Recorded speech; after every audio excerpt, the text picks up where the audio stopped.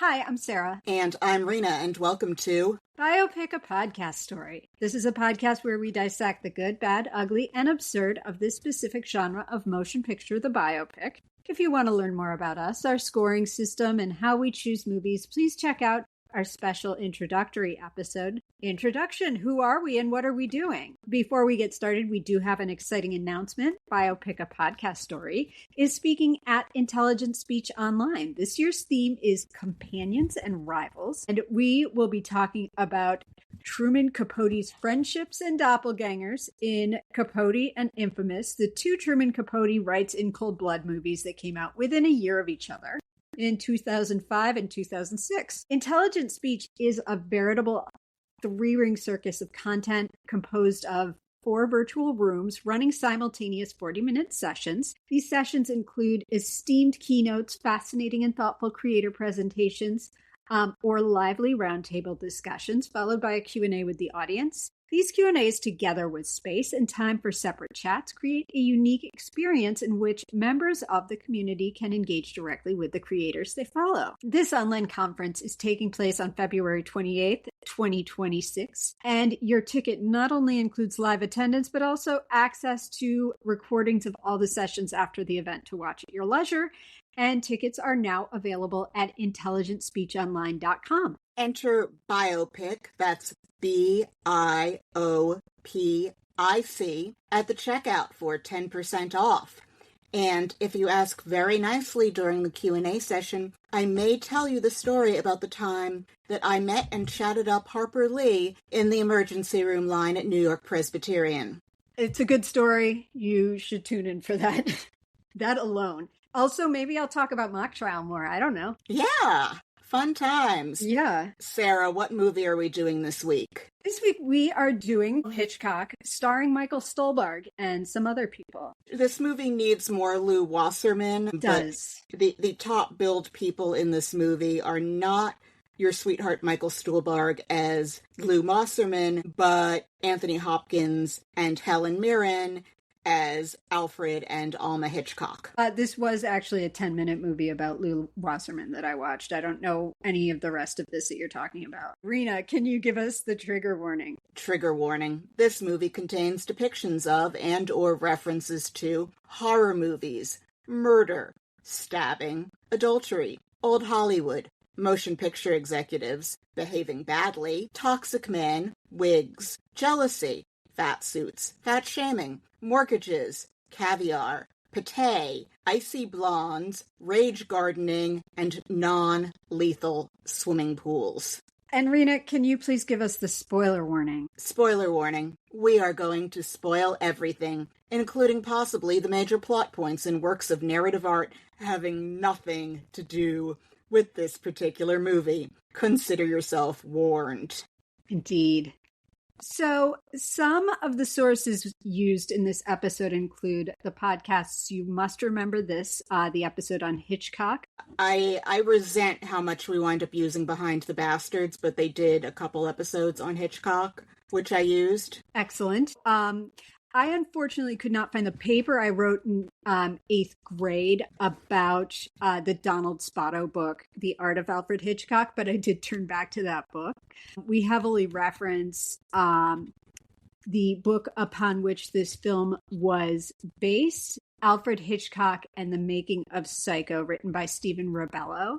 I did a lot of internetting. I cannot source all of the places, but I went to a lot of different places to get as much information as I possibly could about this. Yes. And Rena rewatched Psycho, and I meant to do that, and I didn't get a chance to, but I have a box set of Hitchcock, so I will do it at some point. I've seen it many times. There are a few other books that I skimmed bits and pieces of in the week leading up to this that I will put into the show notes. I had completely forgotten. I'd forgotten about Vera Miles. I had forgotten who is Detective Arbogast.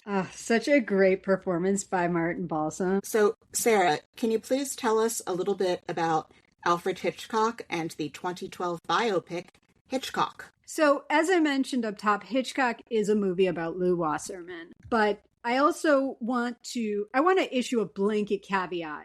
up top here. Elephant in the room. Alfred Hitchcock was abusive and cruel to his actors, particularly his actors who were female, and we know that. And I will be linking in the show notes to a story in The Atlantic that covers this, as well as another story about Tippi Hedren, which I believe I saw in the Daily Mail. I'm hoping to find a better resource for y'all. I don't like the language of like product of the time because I hate that term. I think it's a cop-out.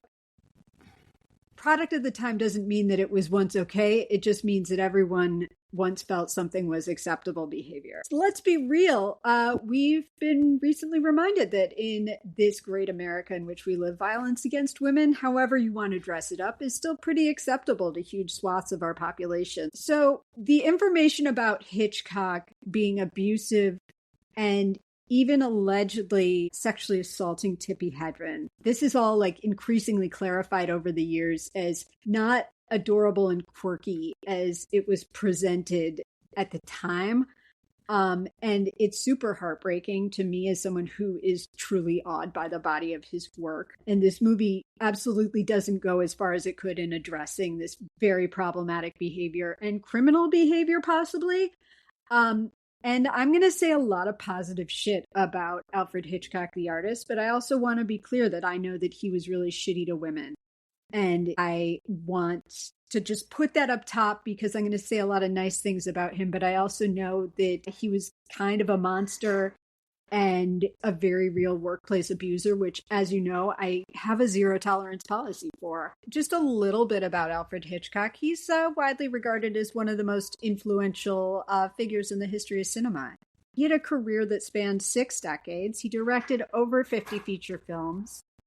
He was known as the master of suspense. He became well known as a person because of his appearances on Alfred Hitchcock Presents, his TV series that does get mentioned in this movie, but also the towering figure in the history of filmmaking. His films garnered 46 Academy Award nominations, including 6 wins, and he never won the award for Best Director. What I have always loved about him, and I tried to boil this down because there's so much, and I love that this movie showed that the collaborative process that he had with Alma Hitchcock. Just his visual sensibility, the innovations that he took on behind the camera and the way he shot things, the way he elevated meh source materials, which Psycho, for example, is trash, and turn those things into exquisite, innovative, and consequential art is always just dazzled me to no end. And he really pioneered this idea of making your viewer a voyeur, showing perspective through the lens, using disorienting techniques like the dolly zoom. He really explored a lot of sexual deviance and innocent people getting wrapped up in shit way outside their purview. He had a background in art direction and production design, and he was a meticulous storyboarder, which I also love. And he maybe hated a bunch of women. His movie Vertigo, for example, has consistently been considered one of the best movies ever made, which in some ways, yes, in other ways, no. In 2012, Vertigo replaced Citizen Kane, which is, of course, another psychological profile of a man obsessed, as the British Film Institute's best movie ever. I don't agree, but I also don't want to hurt any men's feelings because men murder women when their fees get hurt. Another thing that's really remarkable about him, he was critical to the creation of the film industry and the creation of film as an art because he was there for every step of the way, which is extraordinary. He did have some creative ebbs and flows in his career that we'll talk about.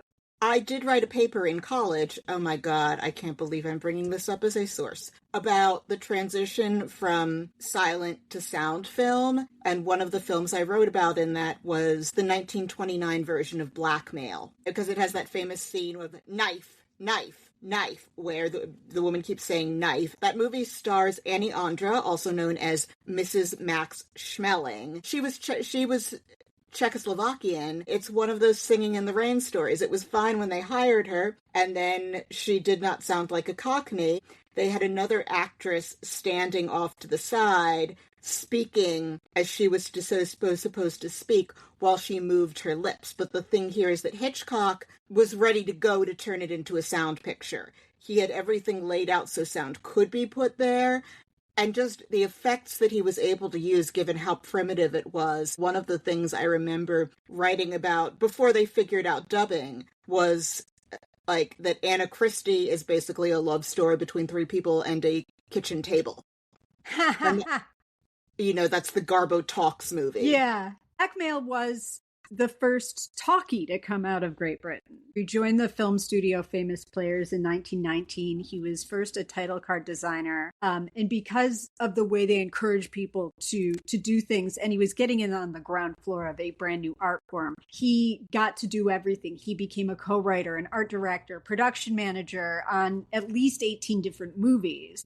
Blackmail was his 10th movie. Oh. But first, through a series of events, my favorite way to transition, he ended up in Munich working in the film industry there, and he was really influenced by the German approach to filmmaking, particularly Murnau. He moved to Hollywood in 1939 and worked under contract for David Selznick for 7 years. That is when he made Rebecca, Suspicion, Lifeboat, so on. Before the end of the war, he returned to Britain to make several propaganda films to support the war effort, including... and I think this is the most important one.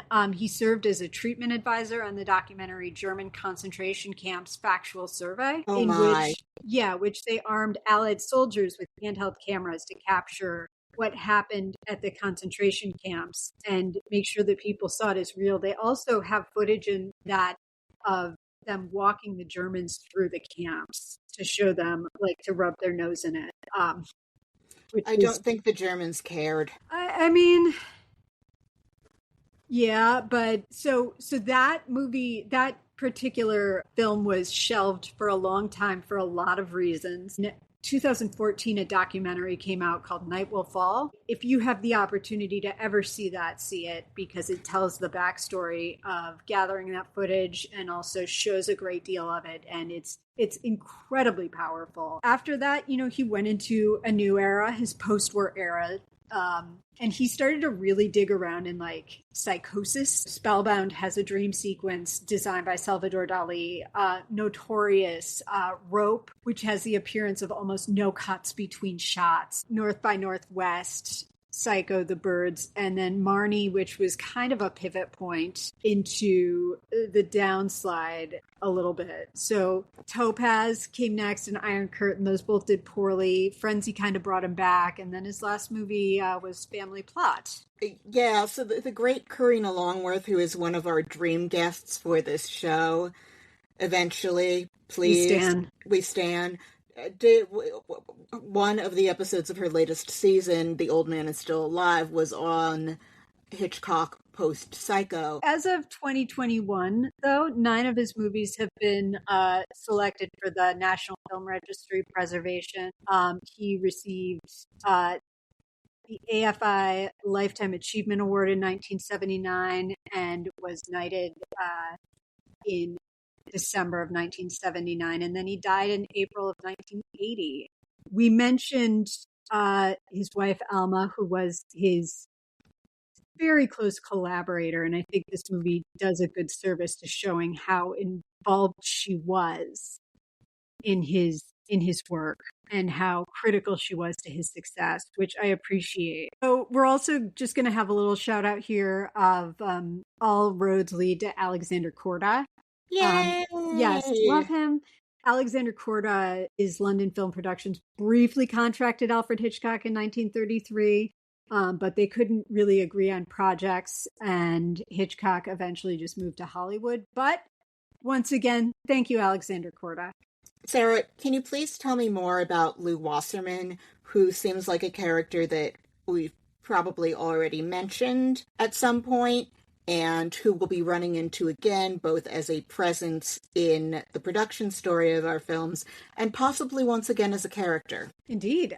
So Lew Wasserman, this is from Wikipedia.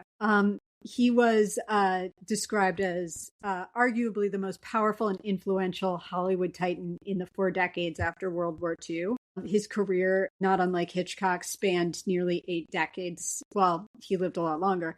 But started in the 1920s through the 2000s. He started as an usher at a movie theater and became the president of MCA and led its takeover of Universal.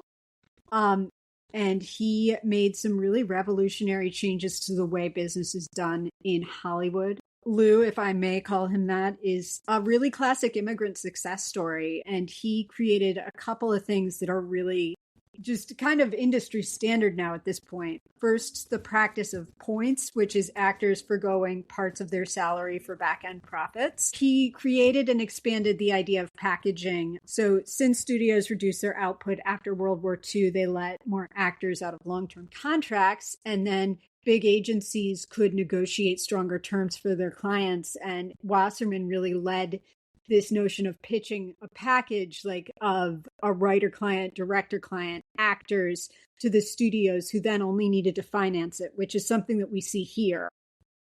Gosh, I feel like that generation of Jews in Hollywood, if you have seen Marty Supreme, they are all Marty Mouser, and it's just about who is the best at being Marty Mouser in the given moment. Wasserman seems like a mensch, probably a really intimidating one. He is a massive success story. So, about the movie. Now, this movie is, as I mentioned, based on Stephen Rebello's 1990 nonfiction book, Alfred Hitchcock and the Making of Psycho, which was very critically praised when it came out, recounting the making of this movie. Just a side note, Stephen Rebello is a writer I remember reading in Movie Line magazine in the 90s. He's a really solidly good entertainment journalist. As of 2005, there was an announcement that screen rights were being optioned for the book for a television movie or miniseries. Through a series of events in January 2010, Paramount purchased the screen rights to the book. Directors including Spike Lee, Todd Field, Julian Fellows, Lee Daniels, Steven Spielberg were all expressing interest in this project. Those are 4 very different movies. Mm-hmm. I want the Spike Lee version. That would sparkle. Oh my God. Would the whole movie be dolly zooms? Maybe. And they'd be a lot better than the lazy dolly zooms, where it is a cliched, low-effort means of conveying badassery through standing and walking toward a camera that is moving away from you. That is what the dolly zoom has degraded to these days, and they would do better with that. Indeed. I hope I used my terminology properly, because as we all know, I have no business doing a movie podcast without you. And I have no business doing a history podcast without you. But, you know, just like looking at this list too, like Spielberg and Spike Lee are both incredibly effective dolly zoom users and use it to convey way more than badassery, and definitely take a cue from the way Hitchcock uses it in order to convey fear and exhaustion. I cannot imagine, like, just the metric liters of puke that Hitchcock would spew at how lazily people use the dolly zoom now. Oh, yeah. So, despite all of that, the film began development in 2011 with first-time feature film director, but not his first film, Sasha Gervasi. And the project was subsequently titled Hitchcock. Stephen Rebello came in and did some rewrites on an initial screenplay written by John McLaughlin. It was chosen as the opening night film of the 2012 American Film Institute's festival, with Lincoln as the closing night attraction. Budget of this was $15 million and it made $27 million. So it did basically okay. My feeling was, as I was watching it, it feels like it should be an HBO or Netflix movie and not on the big screen. And yeah, you'll be pleased to know also this comes from a real deja vu place, because earlier in 2012, HBO released a film called The Girl about the making of the Birds and Tippi Hedren and Alfred Hitchcock's relationship. And it stars beloved player of doppelgangers, Toby Jones, who, as we also know, we'll be talking about when we talk about our Capote off. That's another thing to add to the Harlow Prefontaine list. I have fascinating bios on fucking everyone in this movie and all the characters. There's so many interesting people involved in every aspect of this movie and the story of Psycho. Like, I felt super conscious here of how all of Hollywood connects to all of the rest of Hollywood and the history of Hollywood, because the star of Psycho, Janet Leigh, was married to Tony Curtis, who had, I figured out, would have just gotten home from production of Spartacus around the time Psycho goes into production. They are the parents of future Scream Queen and so much more, Jamie Lee Curtis. I'm going to need you to go ahead and put a pin in Spartacus because we're coming back to that. This will have some discussion about the 33rd Academy Awards, which took place in 1961 for movies released in 1960. It is the most Oscar-y Oscars in terms of the politics and in terms of that upending of, I have said that The Apartment is one of the rare cases of the movie that is actually winning the Academy Award, as opposed to it being an endless circle jerk of reparations for what deserved to win not winning in another time. We know the Academy loves an epic and cannot deal with horror or comedy. Had Spartacus and Exodus, the two films that would have been in the epic slot, not been written by Dalton Trumbo, fresh off the blacklist, Dalton Trumbo. One of them probably, unless they eliminated each other, one of them would have gotten it instead of The Apartment. And it's sort of an apples and oranges thing on that. But sticking a pin in all of this. Yes. And it has John Wayne, who we love to rag on too. We don't need to litigate this right now, but Alfred Hitchcock should have won Best Director for this. You may want to know also, who is Sasha Gervasi, the director of this movie? I have no idea. Everyone that you've mentioned sounds better, but I am glad that Spielberg made Lincoln instead of this. Yes. So Sasha Gervasi is a child of privilege. His dad was a U.S. diplomat. He graduated Westminster School and then King's College in the UK. His first job was working for Ted Hughes, noted feckless ex-husband of Sylvia Plath. Then he went on to work for the Samuel Beckett Foundation. Then he went to film school, where he worked as a journalist to support his film work, and he went to UCLA. He wrote The Big Tease with Craig Ferguson. Then he wrote The Terminal, the Spielberg movie. He wrote and produced a movie called Henry's Crime. He made the documentary Anvil, the story of Anvil, which is about a Canadian metal band, and people love that movie. Some other trivia. While in London, Gervasi co-founded the music group Future Primitives with Gavin Rossdale playing drums, but left the year before they changed their name to Bush. In May of 2006, Jerry Halliwell gave birth to their daughter. Wait, was that Spice before Girl.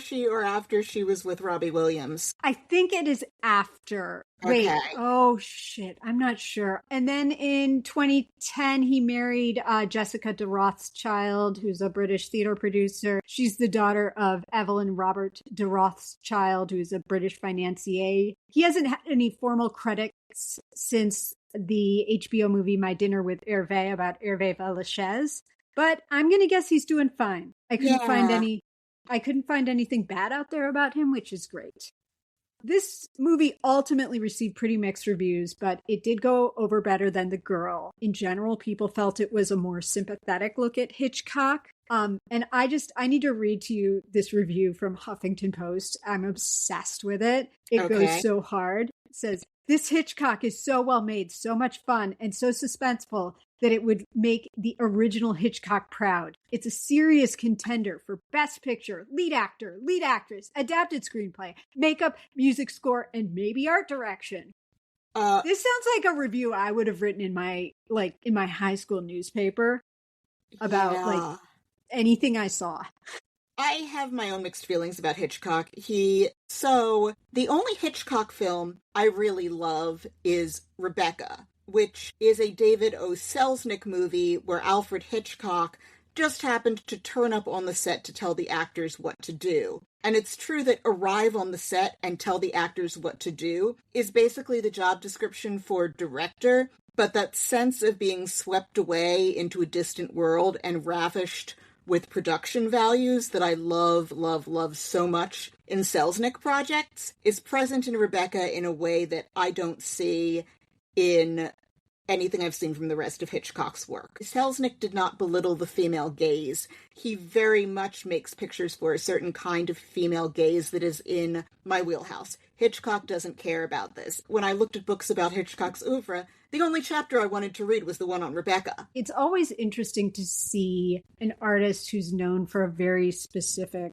kind of set of qualities, see them apply that skill set to something that has nothing to do with the rest of their body of work. I'm going to cite my Lord and Savior Marty Scorsese here and say like when he made The Age of Innocence, which I loved, or Hugo, movies that you're like, wait, why are you making this? But then you see where their passion is, and also you see like the unique ways they use their bag of preferred tricks. Like, I don't recall there being any dolly zooms in Age of Innocence, but I might need to see it again.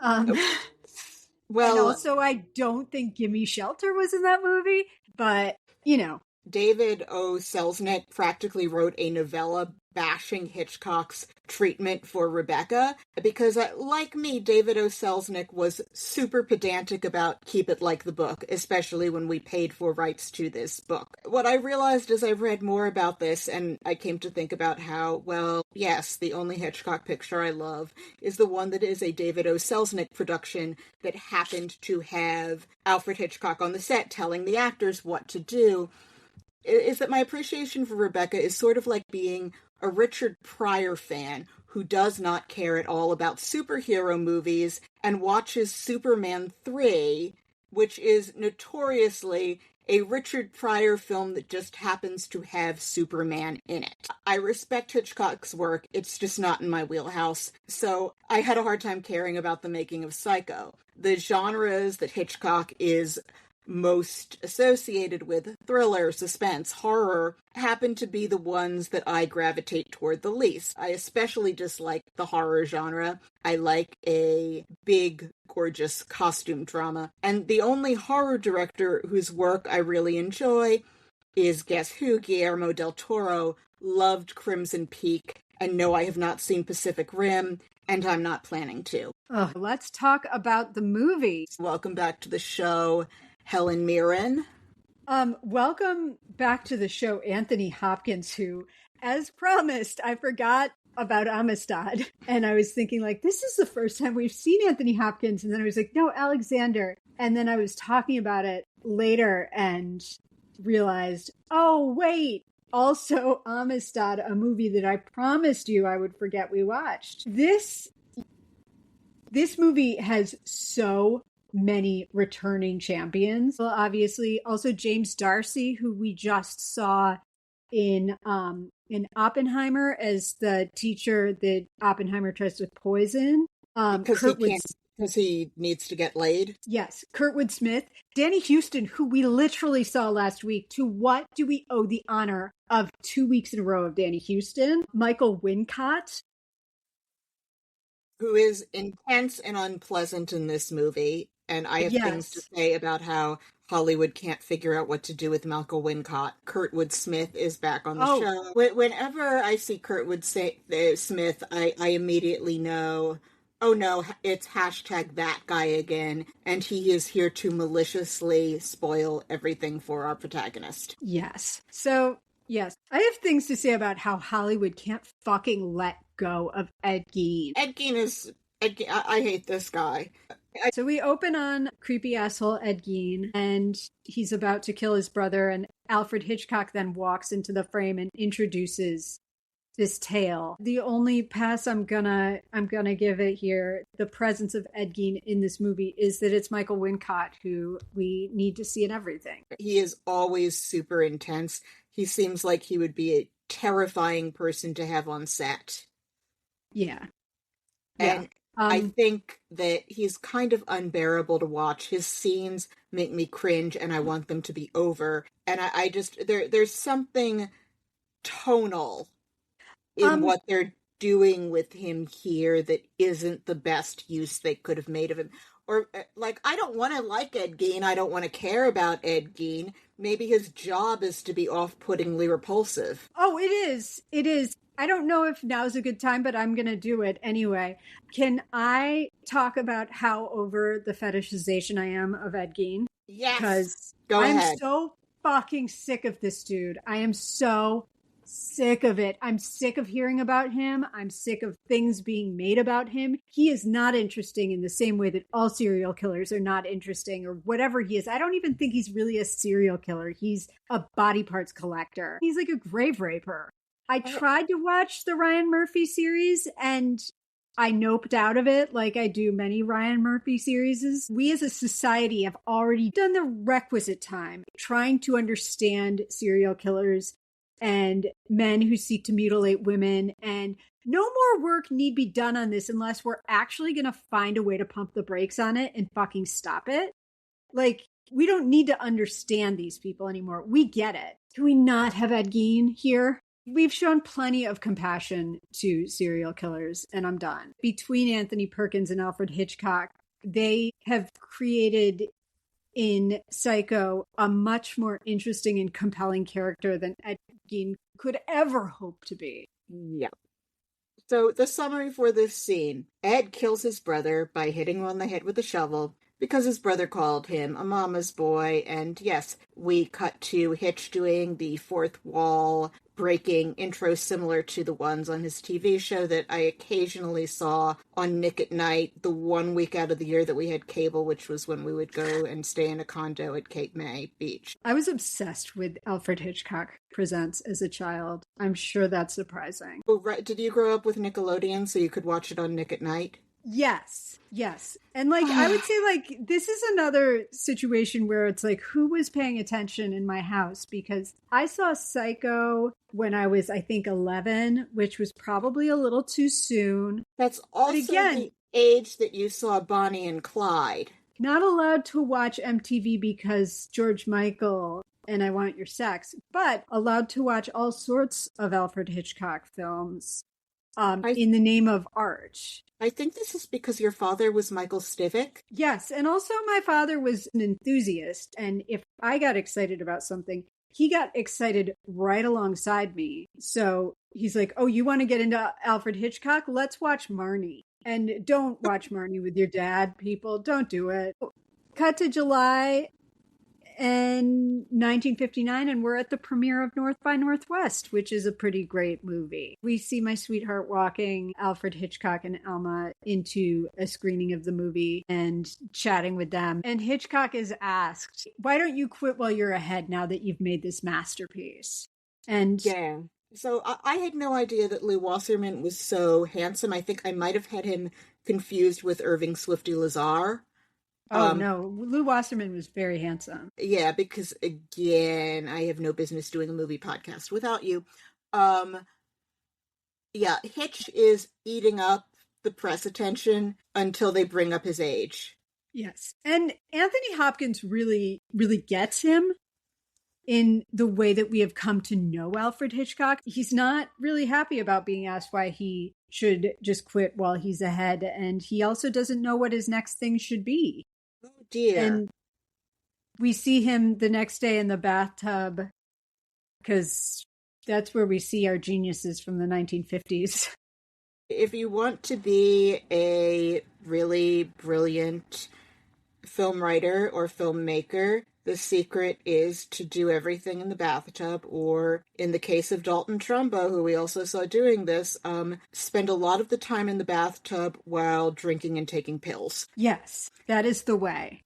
So we see some back and forth between him and Alma, and I feel like this doesn't match the little that what little I've read about the Hitchcock's marriage, which is that it was basically sexless, that Alma came across as kind of butch, and that Alfred Hitchcock once insinuated that they had sex just once in order to create their daughter. But it seems like in this, there's more like flirtation between them than I would have, because it felt to me like they were just best pals who worked on films together and happened to have a kid. Like, it was not a sexual marriage. Opinions vary on what the deal was there. There's a whole school of thought that he was impotent. He suffered from as his movies tell on him all the time, a pretty intense like set of psychoses around sex and women. But yeah, like he either couldn't do it or didn't want to put it politely. But it's unclear. I do get that impression that it was sexless, but that doesn't mean that they didn't flirt and know each other incredibly well. And she's also kind of mean to him she loves to body shame him. She's always like telling him to not eat anything. We do see him binging. We see all the little tins of pate and caviar. Like me, Alfred Hitchcock loved to stuff his face with ice cream in the middle of the night. Been there, buddy. If you look at the combination of the things that we see here and the things that we know or like have been supposed about them, we don't know. We weren't there. But like, I think that it does kind of tell a story about his art and where a lot of his art came from. Maybe he felt a need to abuse a certain kind of woman who matched a certain kind of beauty because he felt so ugly. I think that Hitchcock's movies, particularly in this era of The Blonde, this era of what we think of as quintessential Hitchcock, it does feel like he's working the same shit out over and over in these movies and trying to get somewhere, and also with that pushing an envelope that is a little fucked up in terms of how he treats these women in his movies. I think we see this also with Woody Allen in the fact that, like, feel how you may about his work and his character, he has kind of made the same movie 50 times and seems to be like trying to like dig deeper and deeper to like satisfy some itch. That's a job for someone else to deal with, but I'm just saying that I feel like Hitchcock was also kind of doing that, and it sort of capitulated with Marnie when he's just like, just rape her on screen. I want to see her face while it's happening. And it's just, it's an interesting sort of like when you give someone enough artistic freedom, they're gonna maybe take shit in a weird place and they're gonna tell on themselves in a way that like we didn't necessarily know he was telling on himself at the time. Grace Kelly, she seems unique among the Hitchcock blondes in being able to maintain healthy boundaries with him. How does that happen? That's a great question. And the first answer I have to that is I don't know, but I can theorize. Just psychologically, I think that he kind of like his cruelty increased after she left him. And I think that each of the women that came after her were kind of being punished because Grace didn't do what he wanted. I don't have enough of a grasp of how he actually treated these women versus just what has been reported.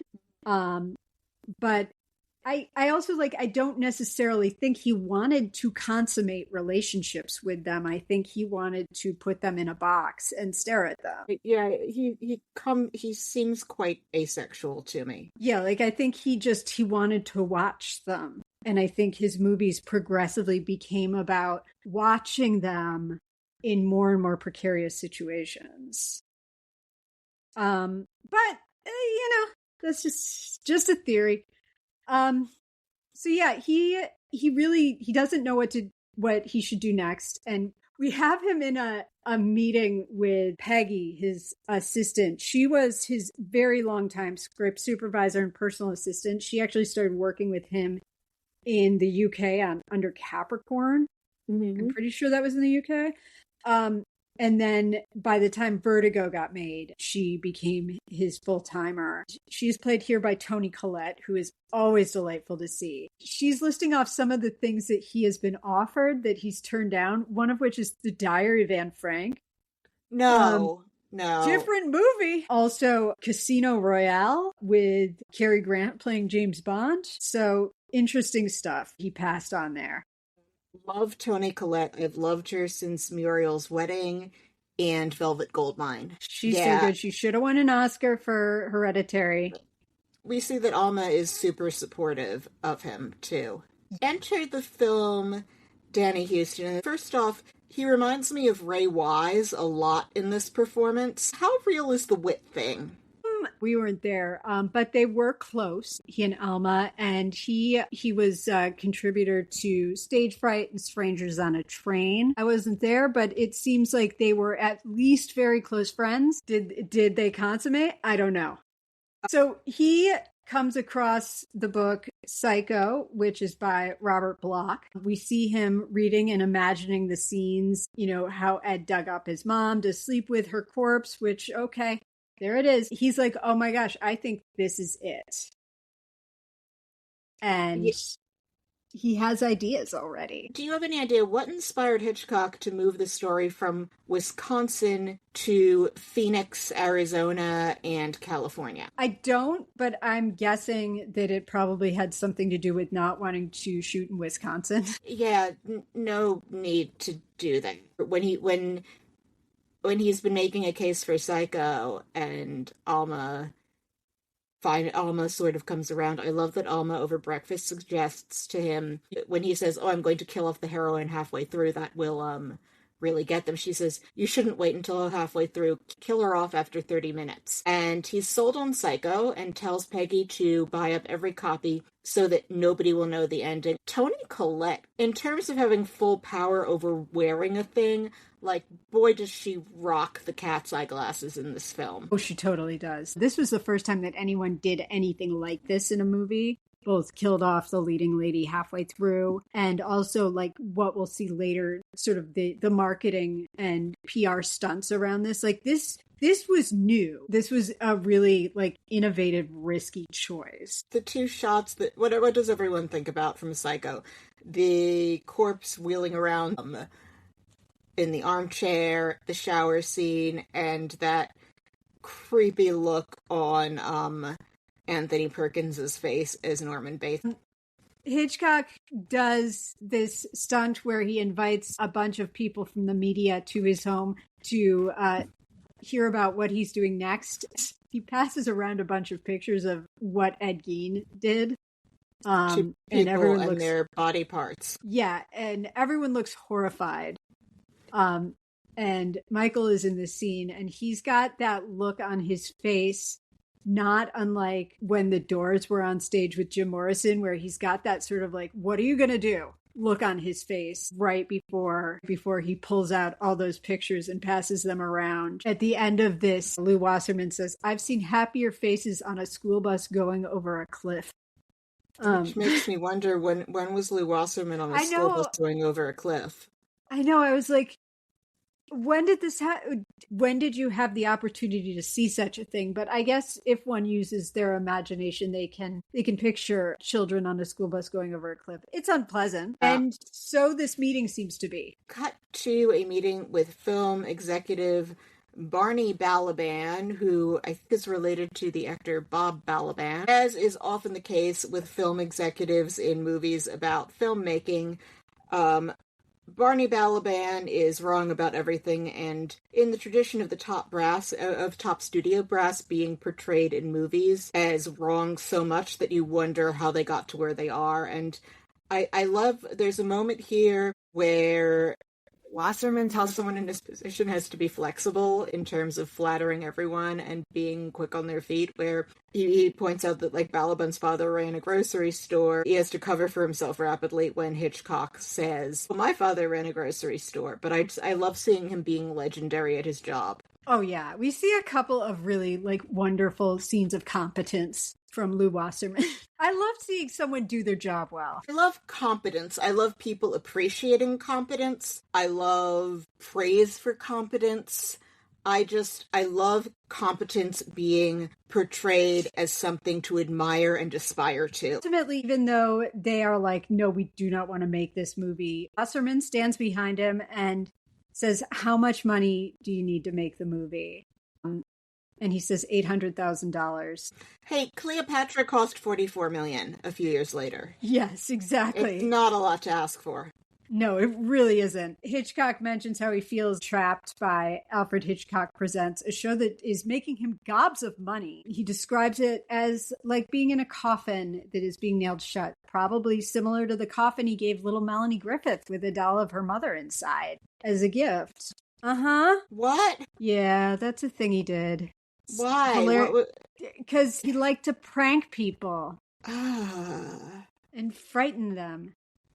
He goes to Alma and he is like, do you like this house? Because we might lose this house because I desperately need to make the movie Psycho. And also, didn't we just hear he's getting like $29,000 a week for Alfred Hitchcock Presents? Like, how can we not pay for shit if we're getting that?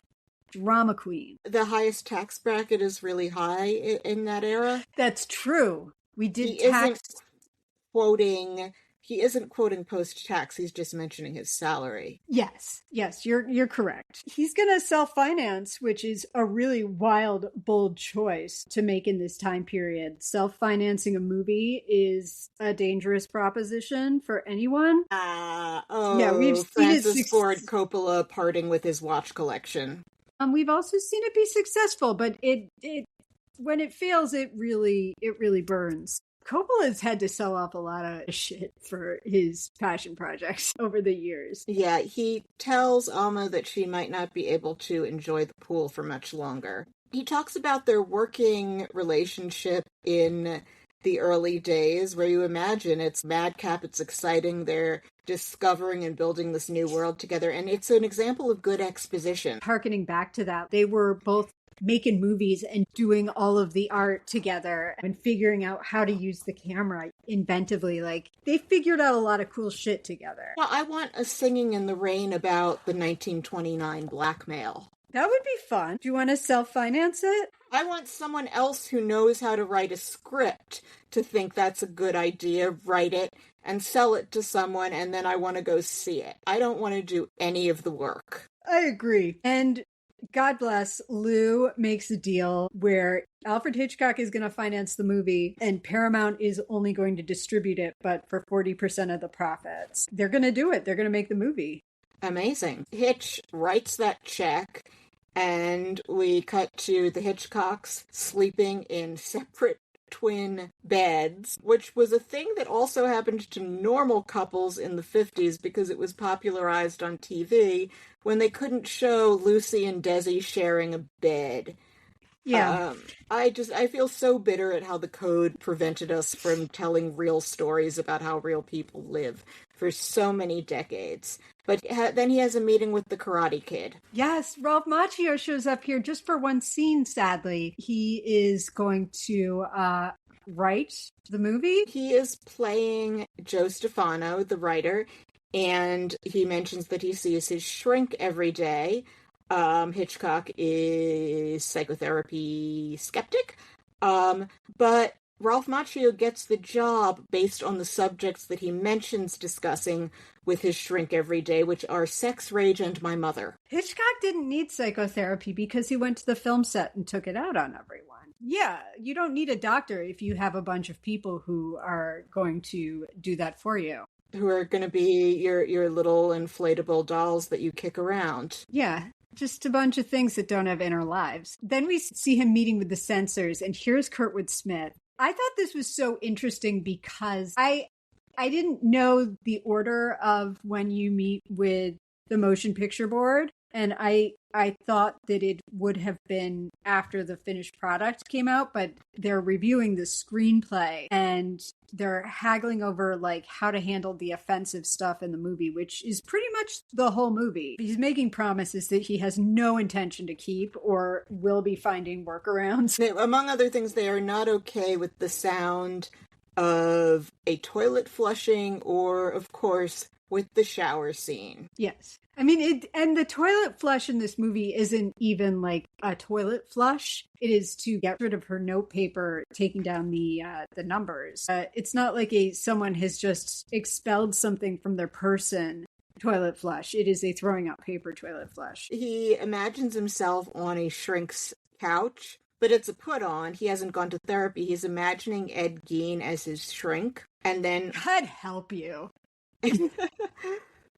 And then we cut to Hitch's office and Alma recommending Anthony Perkins for the role of Norman Bates on the grounds that Anthony Perkins is gay. You see that they have a relationship not unlike Gwen Verdon and Bob Fosse. It is implied that part of a relationship with him is putting up with all of this weird, frustrating bullshit. Ultimately, she has been recognized as a true partner in his creations. The critic Charles Champlin wrote in 1982, "The Hitchcock touch had 4 hands and 2 were Alma's." When Hitchcock accepted the AFI Lifetime Achievement Award in 1979, he said that he wanted to mention, quote, 4 people who have given me the most affection, appreciation, and encouragement and constant collaboration. The first of the 4 is a film editor. The second is a scriptwriter. The third is the mother of my daughter, Pat. And the fourth is as fine a cook as ever, perform miracles in a domestic kitchen. And their names are Alma Reville. So, yeah, which is lovely. And then, next we do see a meeting with Anthony Perkins, who, as I mentioned, is played by James D'Arcy. And he is perfect. He gets the manner and the look just exactly right. Perkins mentions that playing Norman might cut a little too close to home. We cut to a scene of Alma and Hitch in the garden, and he is angry gardening, and he is wearing a suit while gardening. As one does. They've decided they're going to try and cast Janet Leigh, and we see how he handles himself when a pretty lady shows up and how he just starts charming her, and Alma is not having much of it. Janet Leigh is played by Scarlett Johansson, and Scarlett Johansson had not been Black Widow for very long at this point. Otherwise, I would wonder, how she winds up taking this supporting role. She makes a lot of really interesting choices in her true. career. I can totally see why she would be interested in doing this project. Mm-hmm. And also I can't imagine that she had to be on set that long for it. Right. But it's an interesting part. So I can understand why she wanted to do it. She does try and mix it up as much as possible and do things that are interesting to her and then things that will make money. Mm-hmm. How dare I suggest that she didn't think that the Jurassic Park movies were interesting? But she talks about her acting method, which is writing an entire history of her characters, which is a thing that I've heard of people doing. It's an actory thing. Wow. She knows which perfumes Marion Crane wears, and Hitchcock has to use Vera Miles, the blonde that got away, one more time, so he casts her as the older sister. He describes her as thankless, and then we later see him spying on her changing, which, ew. Mm-hmm. So this is the deal. Vera Miles was a significant Hitchcock blonde. She was being groomed to take over for Grace Kelly after Grace left him. She starred in The Wrong Man and was going to be the lead in Vertigo, but she had the temerity to get pregnant. She was still under contract to him, but after her pregnancy, she also wanted to step away from the spotlight. And he felt like he had to punish her for that and that she didn't appreciate him for, again, wanting to have a child. That was her choice and that's what she wanted. Might as well torture her about it. And we see him treating her really badly in this. He spies on Vera through a peephole in the wall where he sees her taking off her bra. And he is living that saying that eavesdroppers seldom hear pleasant said of themselves. I've talked about this endlessly. I love a movie that shows process. I know what it's like to be so obsessed with a project that you get woken up by it, as we see in this movie.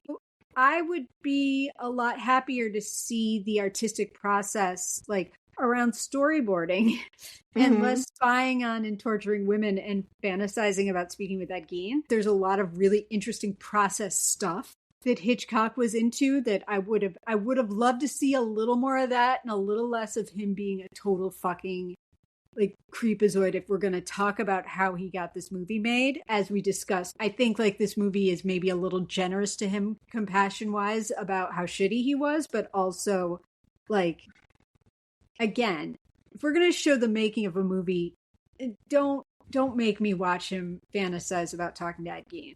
No. So he and Alma have a conversation about needing to tighten their belts. The way that they tighten their belts is he's not allowed to order foie gras and other delicacies from Maxim's of Paris anymore, so he complains about the quality of the foie gras at Chasen's versus Maxim's. And we cut to the first day on the set, and oh my gosh, ScarJo is the spitting image of Janet Leigh as Marion Crane. Yes, and Jessica Biel is also very similar to Vera Miles. I thought it was weird that they were in costume together because they do not appear in any scenes together in the movie, but it's good for the story. And they all have to vow that they will keep the secrets of Psycho to themselves and will not share anything.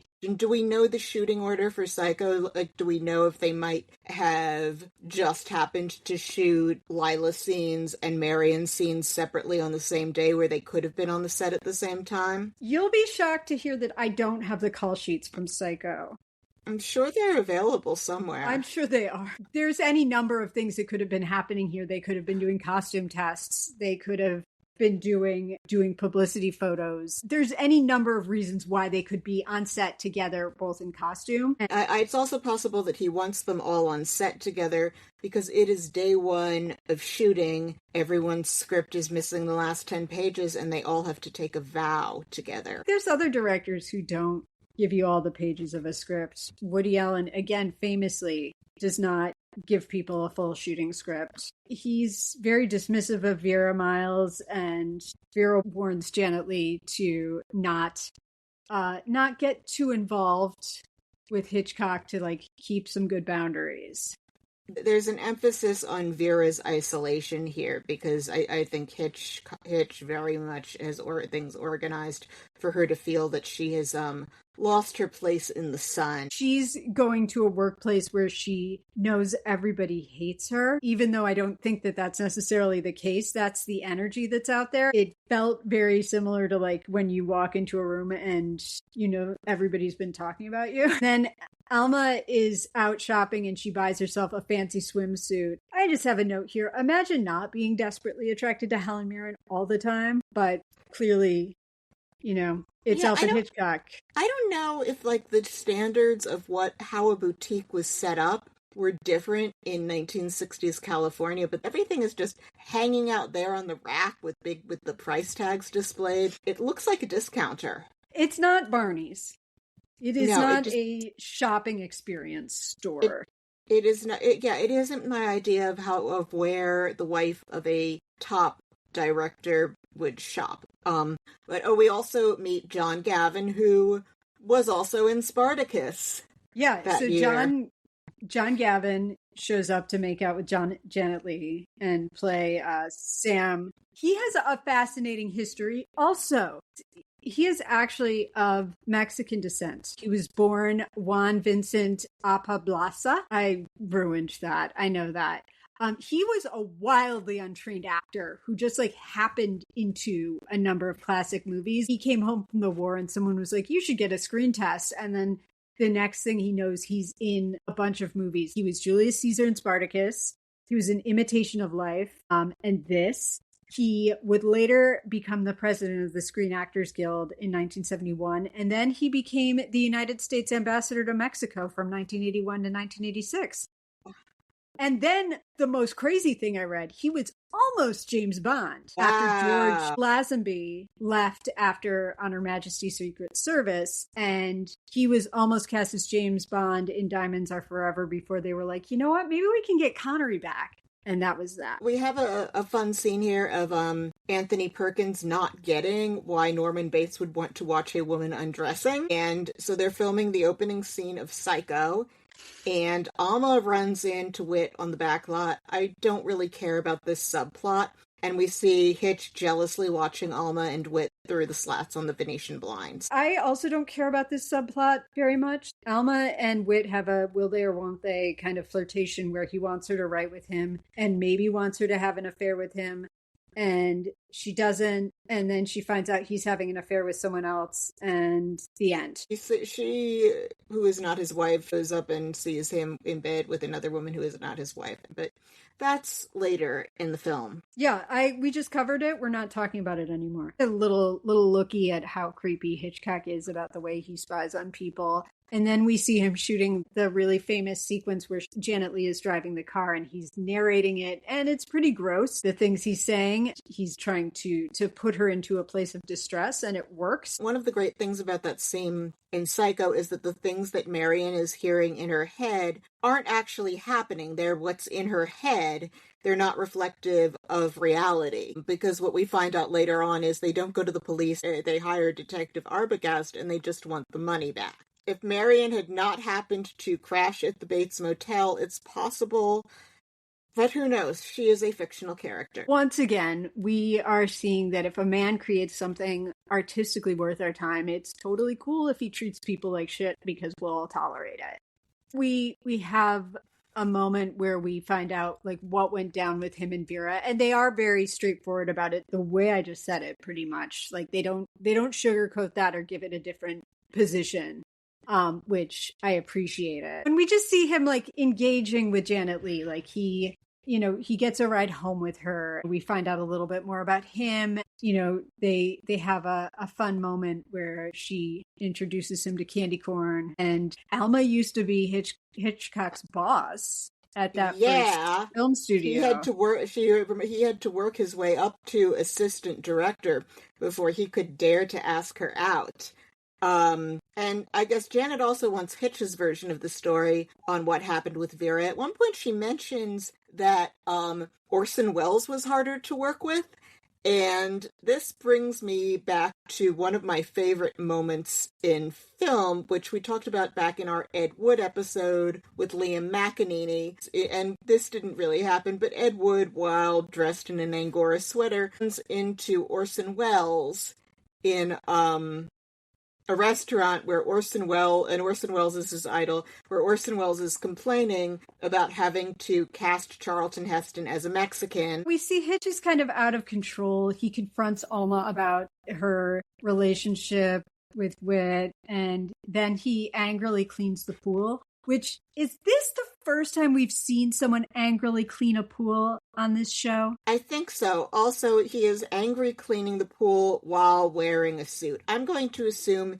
he did not own anything amounting to what they would at the time have called dungarees. He doesn't seem like a jeans guy. And also, not unlike Otto Preminger, always wearing a suit. I guess the dry cleaning bill was also something the Hitchcocks did not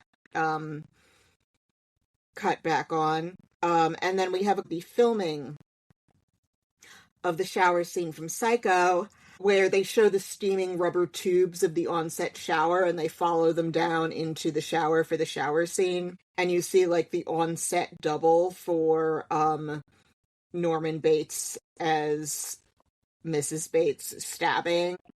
And then Hitchcock's like, you're not doing it mean enough. And then he does it. That is the lore, that he himself did it. And we see him just, channel all of his rage into terrifying Janet Leigh. And it's pretty upsetting, this sequence. Hitch imagines that he is stabbing Kurtwood Smith. He later collapses, and then we cut to Alma and Whit at the beach, and I'm wondering what kind of writer is able to rent a California beach cottage to have somewhere to write and carry on trysts. It was the late 50s, early 60s. Everybody made more money and everything cost less. So okay.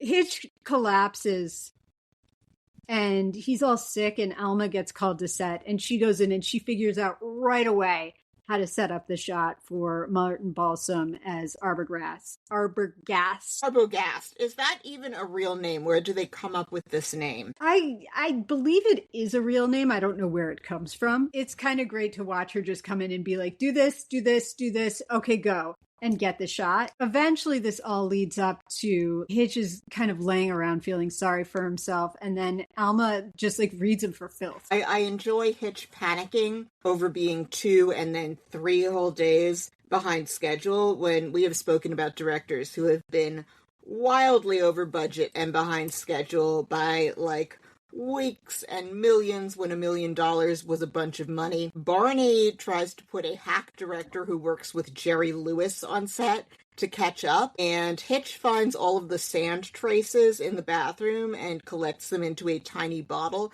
I didn't get this at first. I thought, are these like anti-cold pills where he's grinding them up and snorting them in order to get over his cold faster? Or what's going on here? Or is this a separate bottle of sand that she brought back from the beach that I didn't spot her collecting? I finally figured this out on my second viewing. He asks if Alma and Whit are having an affair. And as you said, she reads him for filth. And this is a good reminder of everything he owed her, which she lays down on him. And boy, did he owe her. Basically, like, Alma's like, get your ass back to work. We have a moment where he talks to Vera about how she left him. And she's basically just saying to him, like, this life that you were offering me isn't ultimately what I want. And that's okay. Except it's not okay with him. Well, yeah, she already had 2 kids. I don't see why she needed a third. And I don't understand why you wouldn't want to be a huge movie star. I'm with you, but, different strokes. Yeah, no, I get Vera it. says that she can pick up her own dry cleaning. In this scene that Vera has with Janet early, and then also, again, here, it feels like the Hitchcock women say these things about him and his that are a little too on the nose and sound like they read a film theory book about him, where she says to him that his blonde woman of mystery doesn't exist. It's a little too on the nose for me. I agree that sometimes it's like, we get it, yes. It comes up over and over again, people saying directly to him that his blonde doesn't exist. Then there's that scene of Alma catching Whit having an actual affair. We get the sense that he's been using her all along. We have another conversation with Ed, which is one of the few too many. I also reflected that, like, Michael Wincott was one of the only things we liked about The Doors back in episode 1. Nobody really knows how to use Michael Wincott. Jordan Peele made the best recent use of Wincott's special brand of intensity that I've seen. I agree, and I also feel like that's a lost award nominee role for Michael Wincott. Like, that was a great performance. Yeah. They do a screening of the movie, and Wasserman tells him it's not great. People are not into it, but he's talking about how, like, they can repackage it and still make money off of it. He goes home and he's like, meh. And Alma's like, we're getting this done. We're a team. Let's go cook. It's great. And I want more Stuhlbarg in this movie. I want this to be a movie about all of the balls that Wasserman has in the air in 1960. Did he have other clients in that Oscars that I love to go on and on about? I am quite certain he did. I know he mentions Jimmy Stewart in here.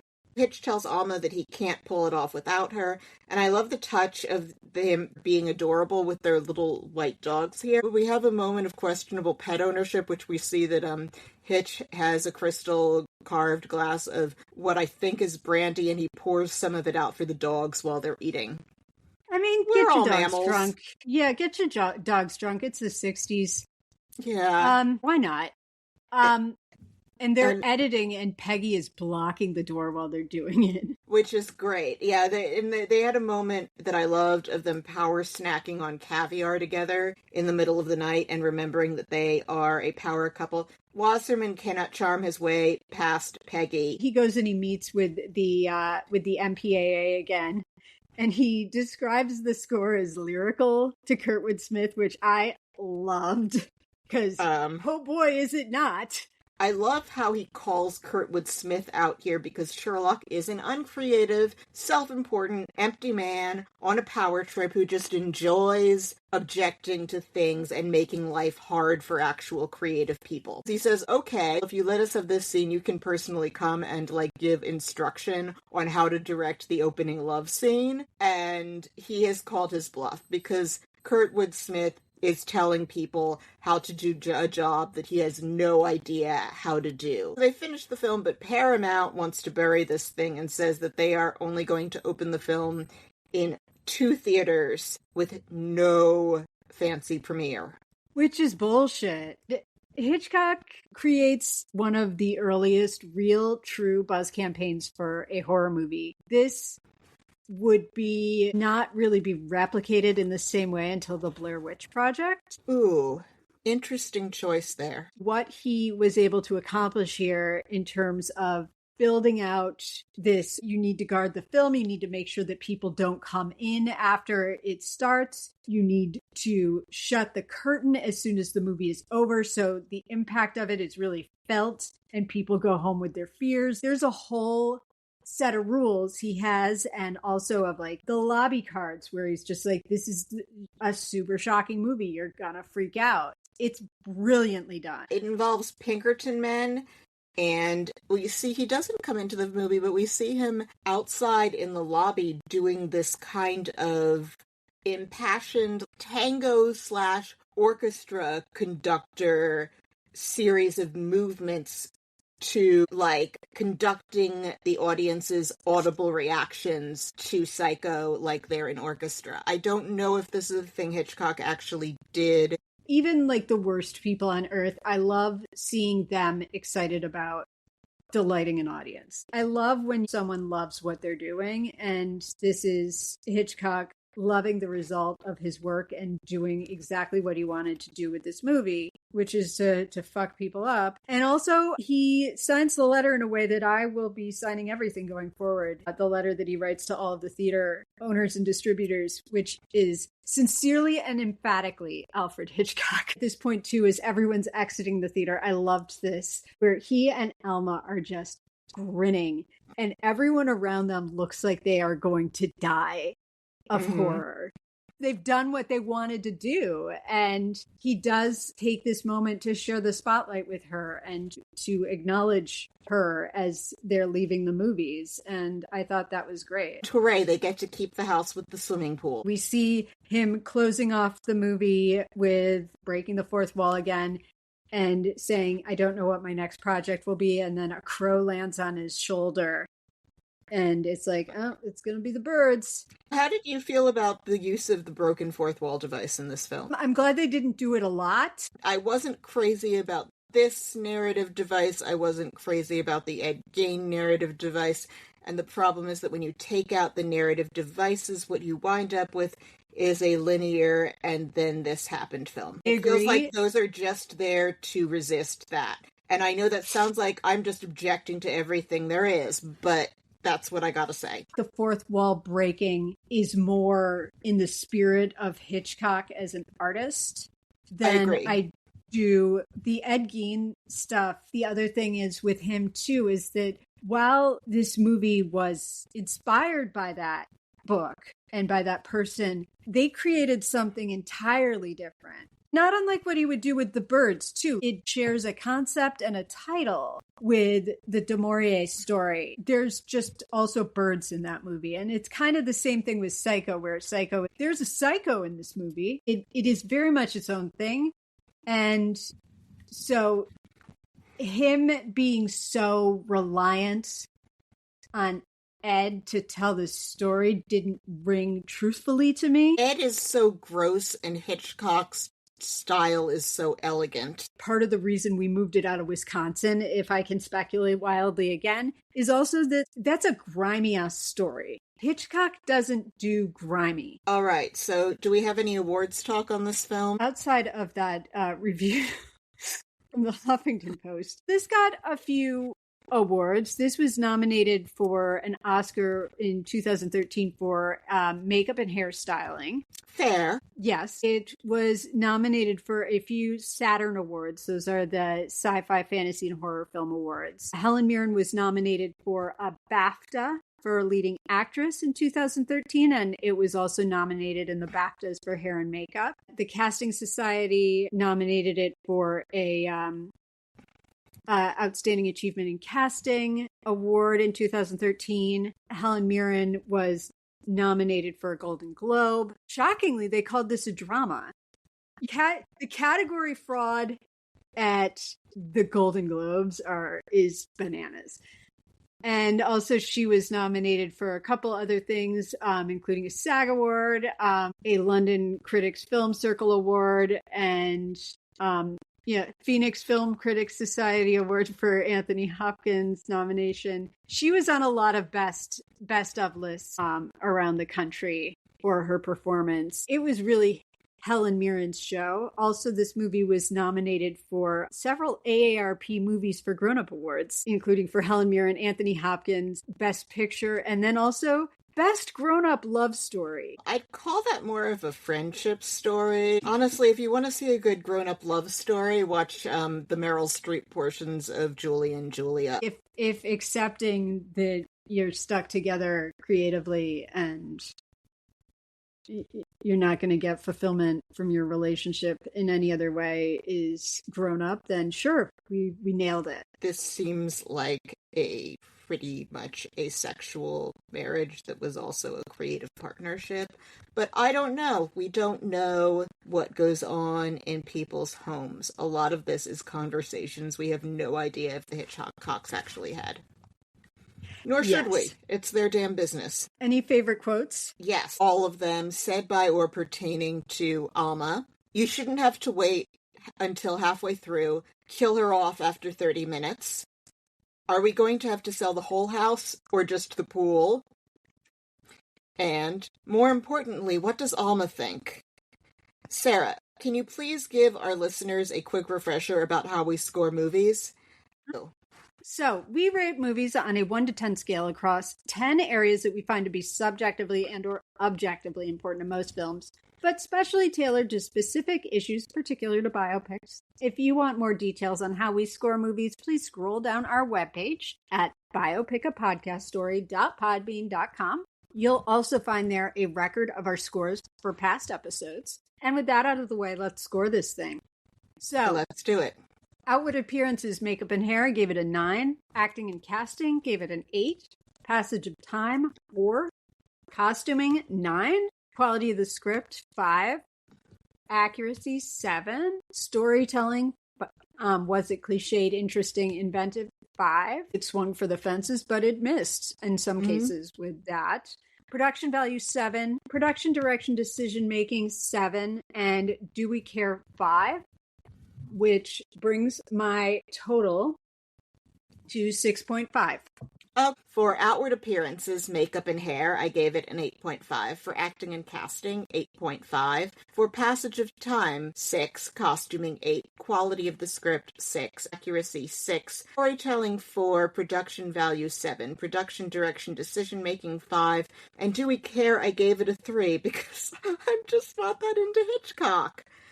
I agree with you on that. This particular portrayal of behind the scenes was not as interesting to me, like, because of the Ed Gein of it all. I don't care about wit. Find me another subplot. I don't care where you get it from. It's okay to make a 90-minute movie. Hitchcock would have agreed with me. I don't know if there was enough there to justify this movie existing. I loved seeing everyone in it, but what is the point? The other failing is like, you're trying to make a movie that's interesting about one of the most interesting movies ever made. And I know people think Vertigo is his best. I know it's like super basic bitch of me, but I do feel like this is his best movie. Given the opportunity to watch Psycho or watch this, Stolberg notwithstanding, I want to watch Psycho. I am glad that I finally rewatched Psycho. I don't want to watch a movie about how they made the birds. I don't want to watch stuff about how they made cool stuff. I want to watch the cool stuff. Yeah. The performances are great. Everything looks amazing. I don't care as much about the making of this movie as I do about the movie. That said, give me a Lew Wasserman biopic. I will watch that. So long as they put Stuhlbarg in it again, right? That would be my preference, but it's not even a requirement. I want to know more about him. You want it to focus in on one period of his life where he's relatively easy on the eyes, or do you want the Attenborough treatment? I don't want the Attenborough treatment ever. Okay. So give me like a post-war Lew Wasserman miniseries where we see him like with each of his clients. Like, it's Hitchcock, it's Ronald Reagan, it's Bette Davis, But Jimmy Stewart, like all of those were his clients. not a Ryan Murphy production. No, because then somehow there's going to be a serial killer. The average score is 6.35. Hitchcock, you are a perfectly acceptable use of an evening, but given that lives are short and evenings for sitting comfortably in front of a TV are limited, perhaps you, the listener, might want to watch an actual Hitchcock movie instead. I would agree. Like any of Hitchcock's movies, watch those. Agreed. Definitely see Psycho. Definitely watch The Birds. Also, another one that I'm very fond of that's, like not as well known is The Trouble with Harry, which features Shirley MacLaine in possibly her first film role, but definitely one of her earliest film roles. It's from 1955. Is she his only redhead? Karen Black might have been a redhead in Family Plot. I can't account for hair color in a lot of the black and white movies because I just don't know. All the Grace Kelly ones are amazing too. Like his body of work is extraordinary at any point in it. Also, Velvet Goldmine is a vastly underappreciated film with a great early performance from Toni Collette. Also, Eddie Izzard and Jonathan Rhys-Meyers at his youthful prettiest. Nope has an amazing Michael Wincott performance in it, where he sings One-Eyed, One-Horned, Flying Purple People Eater. Oh my gosh, and we forgot, this is Sarah's birthday episode, and we should have mentioned it at the top. Happy birthday, Sarah. So Thank Sarah's you. Birthday was just this past weekend if you're listening on the release date. And so every year for the Sarah's birthday episode, we do a movie that in some capacity stars one of her boyfriends. And Sarah's boyfriends are Michael Stuhlbarg, Steve Buscemi, and Bryan Cranston. Yes, I am fully in the tank for all things character actor. Also, I mentioned last week I've been rewatching the TV series Fargo, and speaking of Mr. Stuhlbarg, I'm in the middle of season 3 right now, which he is in and is absolutely wonderful in. That's also the one where Ewan McGregor plays two brothers. Its show is really great. And then still reading The Power Broker. Until further notice, I am reading The Power Broker. Just, a couple of housekeeping items before we go. Podcast baby, toddler. And we have launched a Patreon, simply an effort to defray some of the costs associated with bringing this fine product to you, which includes platform hosting, recording, equipment, and research. We occasionally have to order a book off the internet, and we sometimes also have to pay for movie rentals. And sometimes we want to see a movie in the theater, or we may go to one of each other's houses so we can record in person at the same place and the same time. And so when we sing, it doesn't sound as whack as it did on the 2026 preview episode, which could not sing the refrain to the 18 producers for Jimmy version of We Didn't Start the Fire at the same time. If you like content like that, please go listen to that episode if you haven't already. We are, for the time being, offering shout-outs and access to our awful first 3 episode and more to come there. With that, we'd love to thank Brandon and Gates, who are already signed up. Thank you, Brandon and Gates. Thank you. And if you like the show, please leave us a 5-star rating and subscribe to us on iTunes, Spotify, or wherever you get your podcasts, and tell a friend, or better yet, plural friends, and share us on social media. We hear it helps. You can follow us on Threads, Blue Sky, and Instagram, where we have visual aids from our episodes. Our Instagram handle is at Biopic a Podcast Story, so do check us out there, and we'll link to that in the show notes as well. Please also check out our webpage at biopicapodcaststory.podbean.com to see the official episode ratings for all of the movies that we've done so far. If you would like to get in touch, you can email us at biopiclistenermailbag@gmail.com. Our theme music is by Ben Patch. The intro is his song Slater Cannonball, and the outro is Spring Breakers, and you can check him out on Spotify. And as a reminder, as we mentioned up top, we will be speaking at Intelligent Speech Online, which is taking place on February 28, 2026. just in time for Rena's birthday, and tickets are available now at intelligentspeechonline.com. Enter Biopic, that's BIOPIC, at the checkout for 10% off. Tune in next week when, in honor of the 2026 Winter Olympics, we'll be talking about I, Tonya, a movie that has been requested for a while and that we're excited to get to. My God, I love this movie so much, and this movie is all the proof you need. If you are not in the Paul Walter Hauser business, get on that shit. Good night to the earnest and the cynical. Signing off sincerely and emphatically. Good night. Good night, Sarah.